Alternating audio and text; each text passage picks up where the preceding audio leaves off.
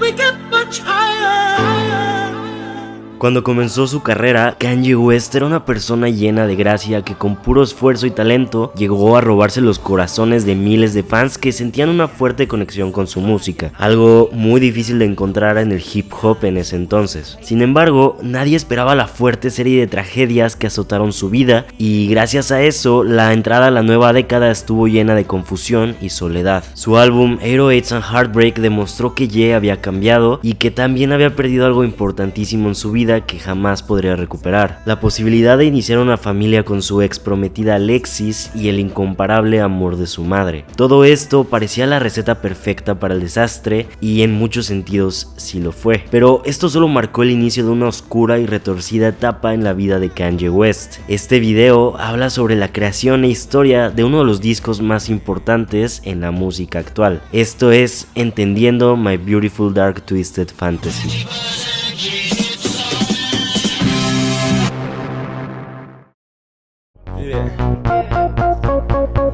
Para hablar de este proyecto necesitamos situarnos a finales de 2008. Su disco 808s and Heartbreak tuvo una recepción bastante polarizante. Era la primera vez que la crítica y la audiencia realmente no sabían qué hacer con ese álbum. Aunque algunos lo vieron como un valiente paso adelante en su carrera, otros se preguntaban qué rapero en su sano juicio haría un disco sin rap y tan lleno de autotune. Si el álbum iba a representar el inicio de un cambio completo en su carrera o simplemente un bache en su camino a la gloria, solo el tiempo lo diría. Y aunque el tiempo pasó y ahora es considerado un álbum trascendental que marcó el camino para algunos artistas tan importantes hoy en día, al final resultó ser otro golpe más para Kanye en el peor momento posible. Para inicios de 2009, Ye empezó a salir con una nueva pareja, una modelo prácticamente desconocida que conoció gracias a un video de Ludacris, Amber Rose. Ella era una actriz sin trabajo de tiempo completo y a veces stripper. Ella estaba trabajando duro para sobresalir en la industria y con pequeños papeles en televisión y algunos videos musicales, de repente Rose ya iba de la mano de uno de los artistas más grandes del mundo. Parecía que West por fin había encontrado a alguien que realmente pudiera seguir su estilo de vida lujoso. Pero cualquiera podía darse cuenta de que las cosas empezaban a verse extrañamente provocativas e inapropiadas con Amber Rose, y sin la presencia de su madre, la imagen de Kanye también cambió muchísimo de la noche a la mañana. Esto nunca fue más evidente que la noche de los premios VMA de 2009. West caminó la alfombra roja cargando una botella de Hennessy y con Rose a su lado. Durante toda la ceremonia a Kanye se le podía ver bebiendo brandy y todo cambió cuando Taylor Swift ganó el premio a mejor video musical del año, y creo que todos sabemos lo que pasó ahí. Durante su discurso de aceptación, Ye se levantó de su asiento, subió al escenario y le quitó el micrófono. I'm really happy for you. I'm gonna let you finish. But Beyonce had one of the best videos of all time. De inmediato, la reacción de los medios fue gigantesca, con miles de artículos en revistas y redes sociales hablando de eso, y hasta el entonces presidente Barack Obama dijo que Kanye era un idiota por hacer eso. Irónicamente, Billboard nombró a Taylor y a Kanye como los artistas más importantes del año 2009, pero para cuando Billboard hizo el anuncio en diciembre, Kanye West ya había desaparecido. Durante varios meses de 2010, por todo el peso que cargaba tras lo sucedido en los premios, Ye estuvo viajando mucho. Fue a Japón y a Italia a diseñar ropa y luego llegó a exiliarse en Hawái para trabajar en nueva música. Otra vez se le podía ver sufriendo y seguramente su nuevo material sería una proyección del duelo por el que estaba pasando, especialmente ahora tras su ruptura con Amber Rose. De repente, poco a poco, Kanye fue convocando a cada vez más artistas de talla mundial para ayudarle con el disco. Kanye realmente se comportó como un conductor de orquesta que usaba a cada uno de los artistas como un instrumento más. Q-Tip describió el proceso de la creación del disco como una comunión, en la que cada quien aportaba algo y solo Kanye podía darle el visto bueno. De verdad que apuntaba a hacer algo de una magnitud que nunca se había visto antes. Después de un tiempo fueron estrenando canciones gratuitas cada viernes como parte del proyecto Good Fridays. Y esta fue una manera increíble de crear anticipación para el nuevo disco. La gente estaba ansiosa por más Kanye West, quien se había tomado un descanso muy largo de la vida de famoso, y las nuevas canciones solamente crearon un inmenso hype alrededor. En 2010, Kanye West volvió a los reflectores en televisión en vivo, exactamente en los mismos premios que habían visto su escándalo tan solo un año atrás, y no pudo haber escogido mejor canción que Runaway, que es simplemente perfecta para representar su genuino perdón por el daño que había causado. Ye por fin estaba de vuelta y en noviembre lanzó probablemente su obra maestra, y uno de los álbumes que definiría la década pasada. You might think you've peeped the scene. You haven't. El álbum comienza con Dark Fantasy, y no hay mejor introducción para lo que está por venir. Nicki Minaj comienza recitando el inicio de un cuento para niños y nos prepara para un viaje dentro de la retorcida mente de Kanye West, quien ahora ya no tiene nada que perder. We'll gather round, children. Separate, listen. Se escucha la confianza con la que vuelve a aparecer en público tras la salida de este disco, diciendo que no puede estar en un punto más alto en su vida. Can we get much higher? Se siente un éxtasis impresionante y cuando por fin cae el beat y empieza a rapear, habla justamente de haber fantaseado sobre ese estilo de vida cuando era pequeño. Ahora tiene el poder y el dinero suficiente para hablar de estos lujos que alguna vez fueron solo un sueño. Dark Fantasy es un track lleno de excesos que nos muestra a un Kanye que solo pudo superar sus pérdidas bebiendo y saliendo de fiesta. Gracias a esto, él se hace una pregunta común en adictos que recientemente llegaron a lo más bajo posible. ¿Qué causa más angustia física y mental? ¿Será continuar con la adicción y enfrentar las consecuencias que eso conlleva? ¿O enfrentar las causas de su depresión sin la ayuda del alcohol?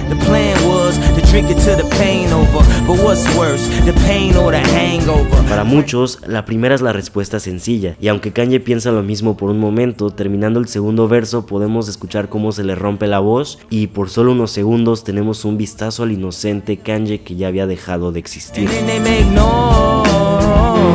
Este es el comienzo de su fantasía oscura y por primera vez conocemos al nuevo Kanye West.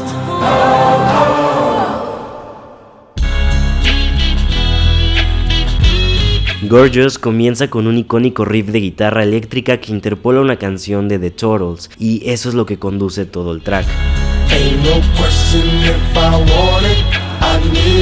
Gorgeous significa espléndido o maravilloso en inglés, y Kanye utiliza esta palabra para describir dos cosas. La primera es la fama que tanto ha perseguido a lo largo de su vida y es de lo que Kid Cudi canta en el coro. Él se pone en el lugar de Ye, quien está tratando de salvar su reputación, y este disco es la única oportunidad que tiene para enderezar su camino. Por otro lado, Gorgeous también se refiere a la falsa percepción de que Estados Unidos es el mejor lugar para vivir. Tal vez lo sea para unos pocos, pero migrantes y afroamericanos siempre han sufrido una discriminación tan fuerte que llega a ser imposible salir adelante. La primera estrofa en particular es una maravilla lírica en la que habla de la injusticia que viven las personas que viven en el gueto, quienes son marginadas por las sociedades de que nacen, pero aquí Kanye ve un futuro brillante donde todos sus hermanos reciban el dinero y la seguridad que merecen.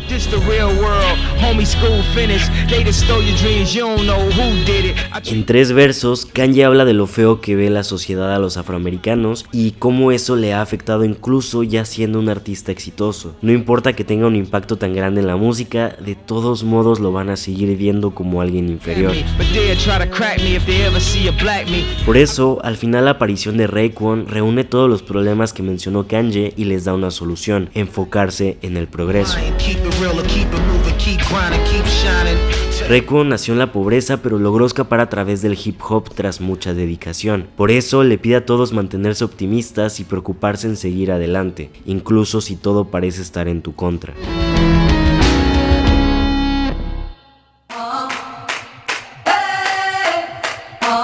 Power fue el primer single del álbum y se encargó de marcar su regreso al hip hop después del melancólico 808s and Heartbreak. Creo que esta canción es la que mejor representa el concepto tan arrogante y lujoso que tiene el álbum, y Kanye utiliza un famosísimo sample de King Crimson para resaltar que él piensa que es la persona más influyente de todo el siglo XXI. Para Ye, los insultos que escucha son música, y tiene tanta confianza en sí mismo que por primera vez deja de oír a los que tanto critican su persona. Cuando habla de poder en la primera estrofa, no solo se refiere a sí mismo, lo utiliza para criticar su lugar en un país en donde las personas blancas tienen más privilegios que los demás y pretende que personas como él tengan el respeto que se merecen. Después comienza un rant a todo el cast de Saturday Night Live, quienes constantemente se quieren burlar de Kanye y se siente orgulloso de ser alguien egótico que de verdad se ganó todo lo bueno que le ha llegado a su vida. Por primera vez habla del tiempo que pasó fuera de los reflectores y menciona que necesitaba eso para ordenar sus pensamientos, pues mientras todos observaban lo que hacía, esta imagen de celebridad que tiene no le permitía explotar su creatividad del todo. Ahora que volvió con su obra más grande hasta el momento, no le hace caso a nadie que hable mal de él, pues está seguro de que hasta sus más grandes enemigos saben que no puede negar lo grandiosa que es su música.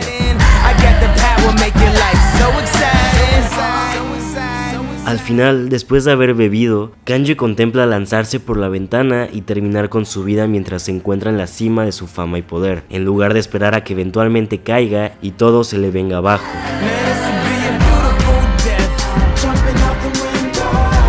Esta es la mejor representación de su oscura pero hermosa fantasía.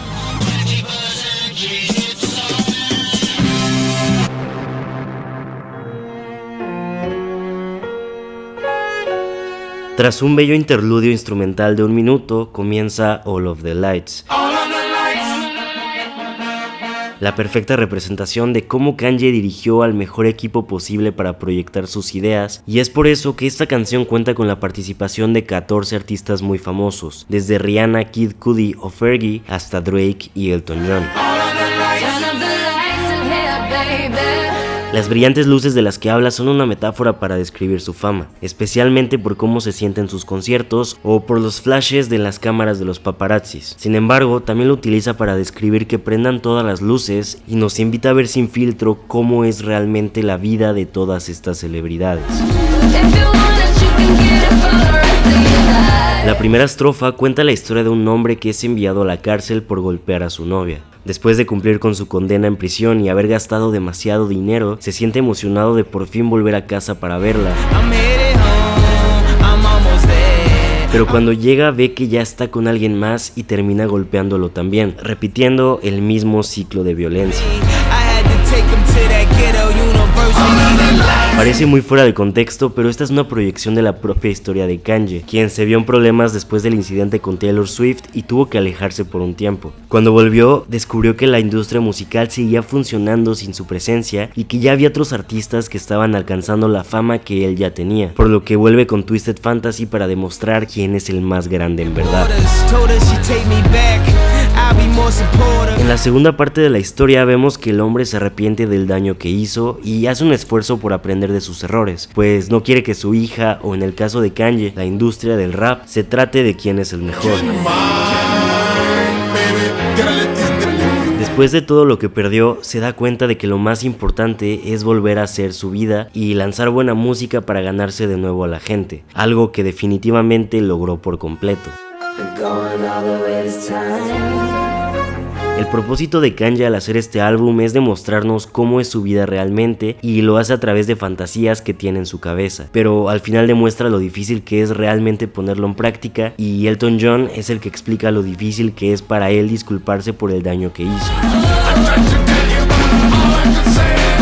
Pero que este álbum debería ser tomado como esa respuesta a la mala fama que se ganó.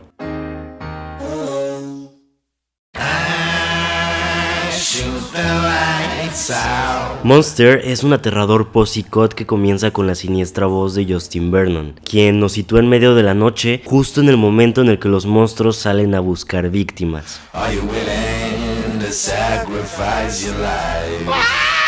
El primero que podemos escuchar es Rick Ross, con una corta parte en la que se siente orgulloso de interpretar a su lado más malvado, dando paso a lo que Kanye está a punto de decir.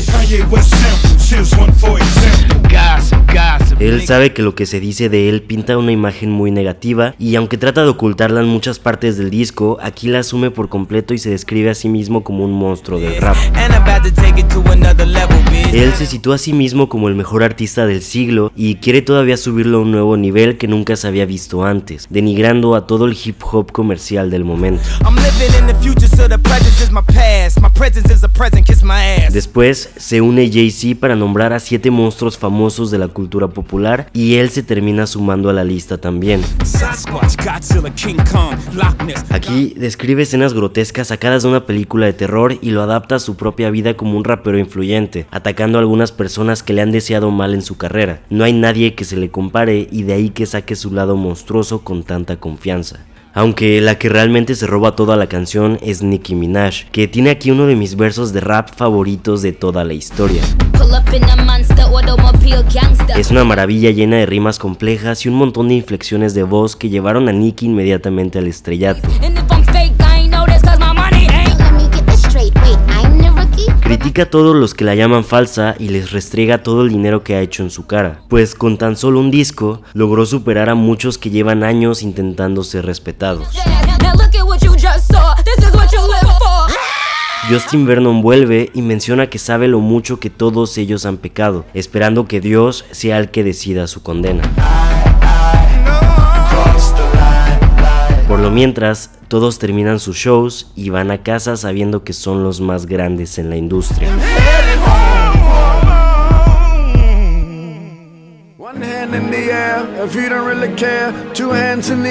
So Appalled inicia con una icónica intro de Swizz Beatz, que nos sitúa en medio de un concierto en el que incita a todo el público a levantar los brazos si es que nada les importa, porque al final de todo la vida parece ridícula y nada tiene sentido en realidad. Kanye piensa sobre las reglas morales que la sociedad se siente obligada a seguir, pero por alguna razón siente que gracias a la fama él puede hacer lo que quiera, especialmente cuando se trata de relaciones sentimentales. Se comporta arrogante asumiendo que por aparecer en videos de MTV ya todo mundo lo conoce y eso lo hace sentir como el rey de todo. Sin embargo, lo que dice es parte de la fantasía y demuestra que él siempre fue un rapero diferente que hablaba de los problemas reales de muchas personas, diferenciándose de los demás y sintiéndose horrorizado, como dice el título, del estilo de vida estereotípico que tienen los raperos. Para la segunda estrofa aparece Jay-Z, hablando de cómo se siente ofendido de que otros músicos utilicen su nombre en sus canciones, y por eso mismo compara la historia de Harvey Dent en The Dark Knight, pues según Hova, alguna vez fue adorado por todos en la industria, pero su carrera ha durado lo suficiente como para verse a sí mismo convertido en villano. Sin embargo, a él no le molesta esta comparación, porque eso solo significa que él ha tomado el camino correcto y esas buenas decisiones fueron lo que lo llevaron a ser el rapero tan grande que es hoy en día. Después aparece Pusha T hablando de cómo pasó de ser un traficante de drogas en la calle a un rapero que gana muchísimo más dinero y todo de manera legal. Para él, su éxito es más que suficiente para sentirse satisfecho con su vida, incluso si a veces vuelve a estar paranoico por su oscuro pasado. La historia de todos ellos, incluyendo la parte de Sci-Hi de Prince, son ejemplos de cómo todos tienen una idea diferente de lo que significa alcanzar la felicidad y valoran de distinta manera los altibajos que trae consigo la fama, pues al final termina siendo una espada de doble filo.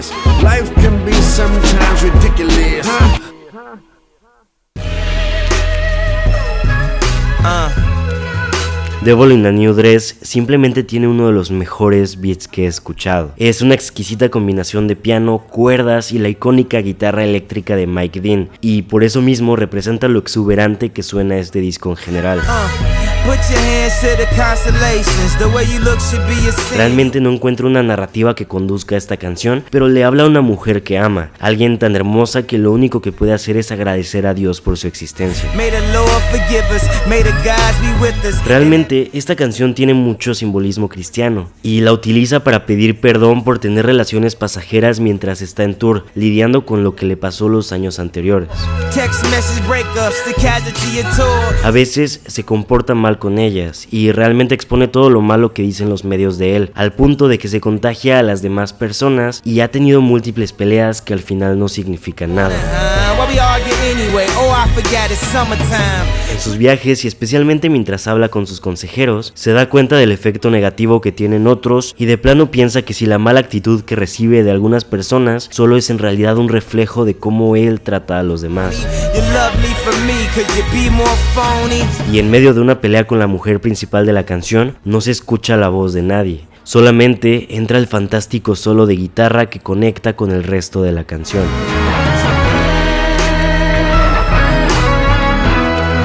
Al final aparece Rick Ross con el verso más icónico de su carrera, que representa el polo opuesto de lo sentimental que suena la primera parte del track. Él disfruta su vida siendo un rapero famoso y los excesos se han vuelto una parte importante de su día a día. Reflexiona sobre su ascenso en la industria y recuerda sus inicios, incluso antes de que Kanye sufriera su accidente. Ross agradece todas las bendiciones que tiene, sabiendo que está orgulloso de cómo vivió su vida al límite, incluso si llega a morir en ese preciso momento. Devil in a New Dress podría ser el clímax emocional de todo el álbum, lo que es solamente superado por la siguiente canción.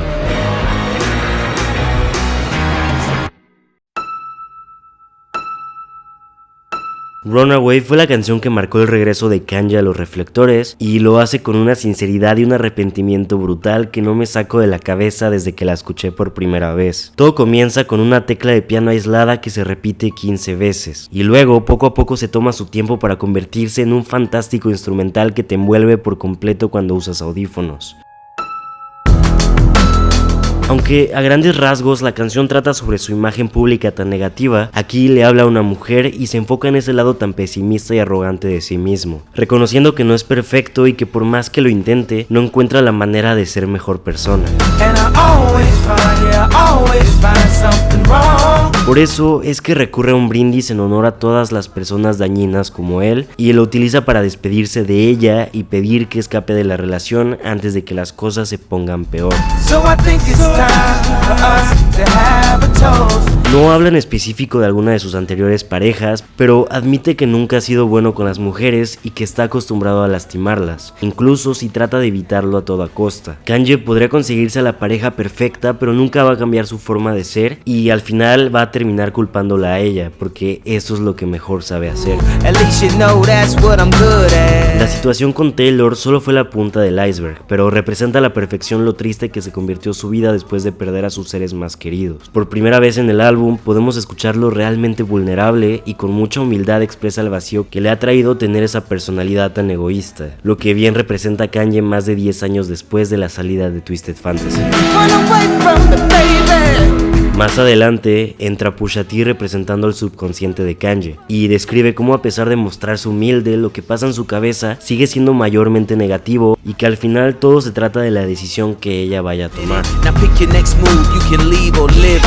El dinero es importante y asume que ella valora mucho lo material que trae consigo esa relación, pero eso también viene con el precio de soportar infidelidad o de plano perder su identidad para complacerlo. Ye no va a cambiar, pero ella se va a ir o va a quedarse y tolerarlo.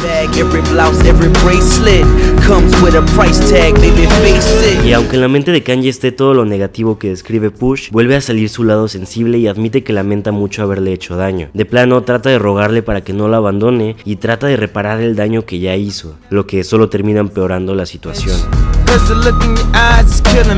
Y así llegamos al maravilloso outro, en el que Kanye por fin va a empezar a ser honesto, pero cuando lo empieza a hacer, poco a poco se pierden las palabras y el audio se ahoga en efectos hasta que de plano se hace imposible de entender. La historia tan personal que cuenta Runaway se transforma en arte, y eso es exactamente lo que ha hecho Ye toda su carrera cuando toma sus sentimientos y los expresa tan abiertamente, incluso si eso puede manchar su imagen. Runaway me parece una obra maestra y sin duda marca el punto más alto en este álbum para mí.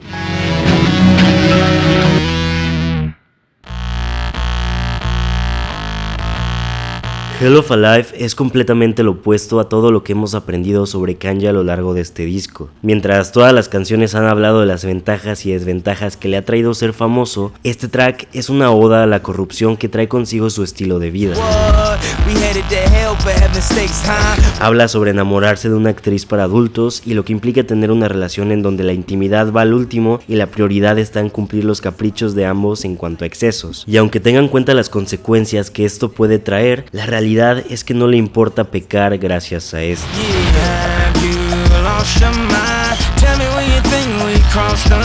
El hook es una interpolación de la canción Iron Man de Black Sabbath, y en ella podemos ver a fondo la fantasía oscura de la que tanto habla, en la que solo importan el sexo, las drogas y la religión, pero si nos damos cuenta, el final del coro suena cortado y en lugar de escucharse Hell of a Life o algo así como qué vida tan increíble, parece que dice Hell of a Lie, confirmando que esta imagen que da solo es una mentira.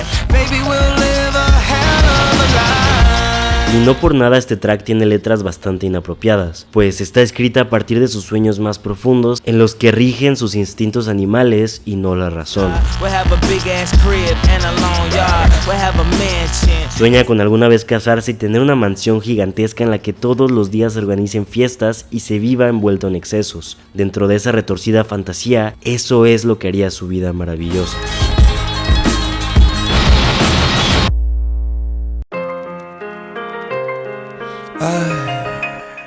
El término blame game se refiere a una discusión en la que dos personas culpan al otro para tener la razón. Se trata de una metáfora para la fama en la que todo termina siendo un juego de ver quién es el más querido, de quién tiene más dinero o de quién tiene la culpa cuando algo sale mal. Y esta dinámica es algo que Kanye ama y odia al mismo tiempo. De ahí la dualidad de la canción.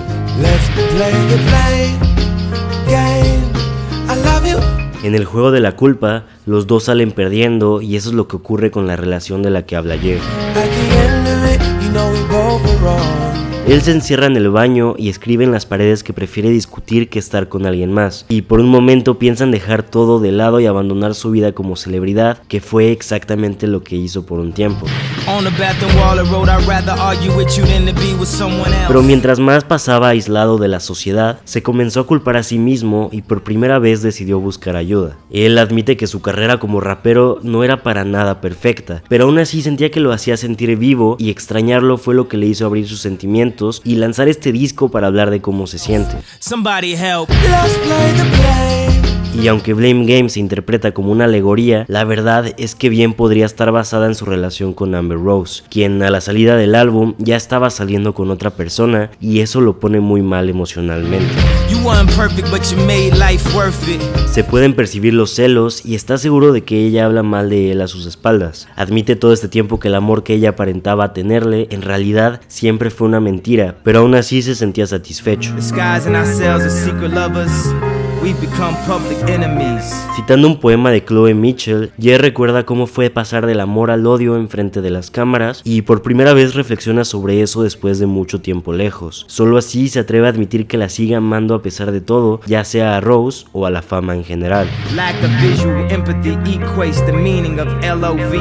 Kanye le marca por teléfono y ella contesta por accidente. Oh my God. Él escucha toda una conversación que tiene con su nueva pareja, interpretada por Chris Rock, en un skit que podría parecer incómodo al principio, pero es exactamente eso lo que le permite afrontar la realidad y aceptar que ella ya continuó su vida sin él, lo que le da esperanza de que él también pueda hacer lo mismo.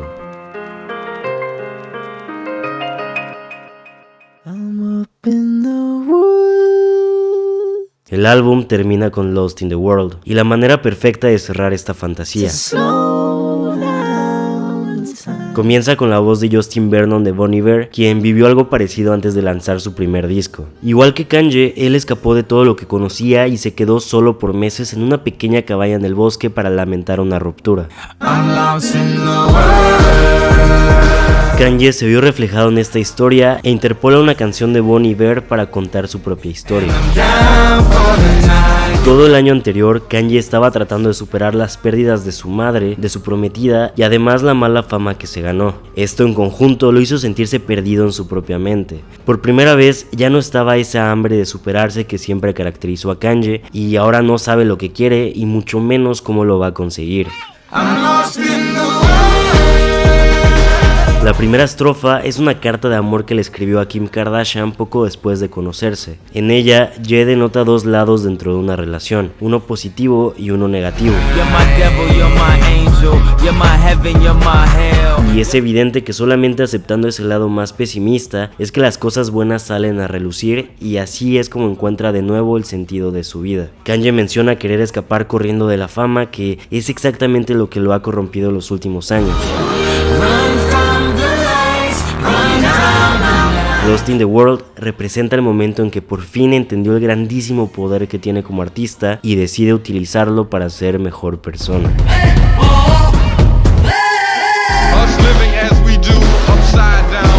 Lost in the World poco a poco se convierte en Who Will Survive in America, un poema narrado por Gil Scott-Heron que resume Twisted Fantasy a la perfección.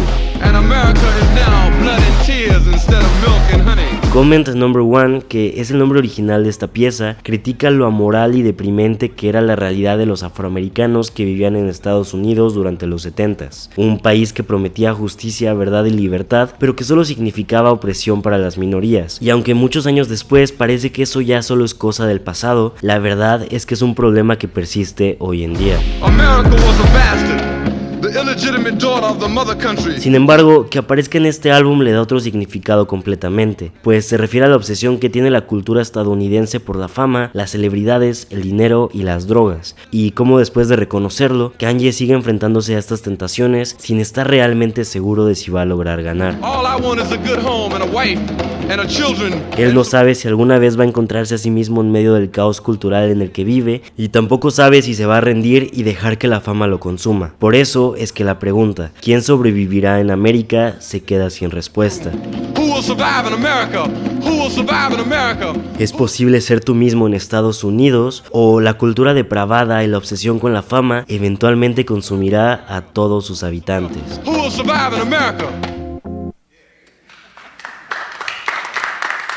Y eso fue todo por hoy. Les habló Yad Moreno y nos vemos en el próximo capítulo de esta serie.